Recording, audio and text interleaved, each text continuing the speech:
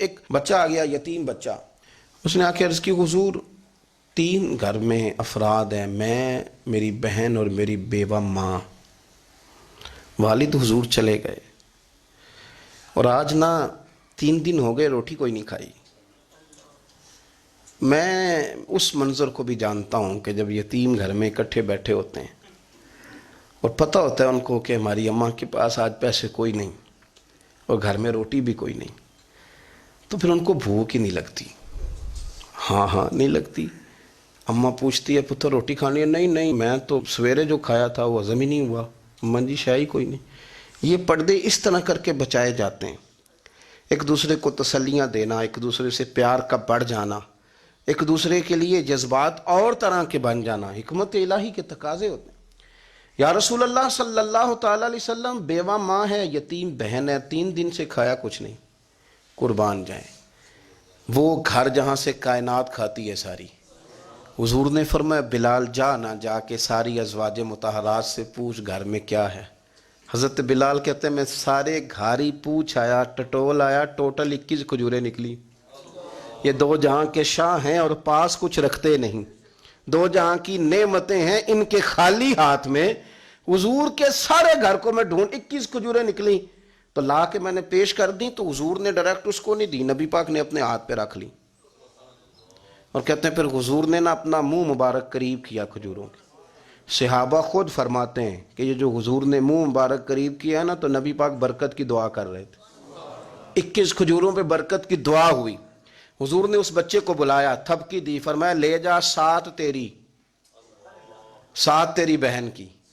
انہیں معمولی نہ سمجھنا ہو تو حضرت بلال کہتے ہیں حضور 3 بھی دے دینا کبھی تو 30 سال ختم ہی نہیں ہوتی. 30 سال گزر جاتے ہیں، نکالتے رہو کھاتے رہو، ختم ہی نہیں ہوتی.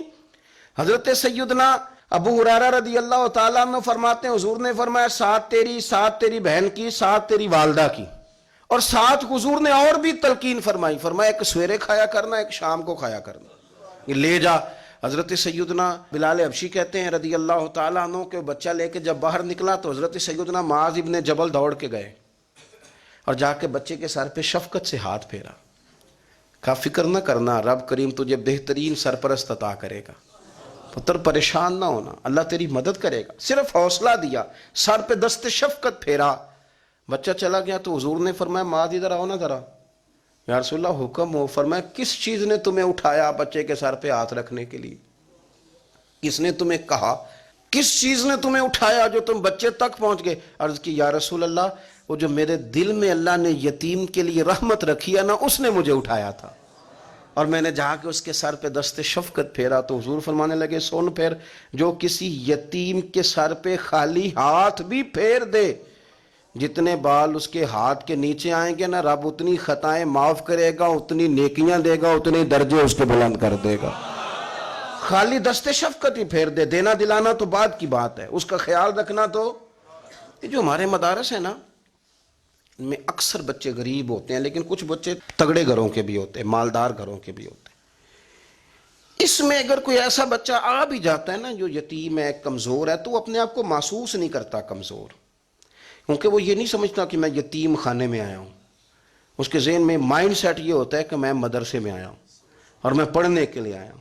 اور چونکہ وہ کچھ وزادار بچے، مالدار بچوں کے ساتھ وقت گزارتا ہے، اسی دسترخوان پہ بیٹھ کے کھاتا ہے، اسی کلاس میں سب کے ساتھ بیٹھ کے پڑھتا ہے، تو اس کی عزت نفس مجروح ہونے کی بجائے طاقت پکڑتی. وہ برابری کی سطح پہ جب آتا ہے تو اسے محسوس ہوتا ہے کہ مجھے عزت دی جا رہی. اس لیے مدارس اسلامیہ میری نظر سب سے مضبوط جگہ ہیں جہاں مساکین کی، یتیموں کی، غریبوں کی صحیح معنوں میں کفالت بھی ہوتی ہے، تعلیم بھی ہوتی ہے، عزت بھی ہوتی ہے، تربیت بھی ہوتی ہے.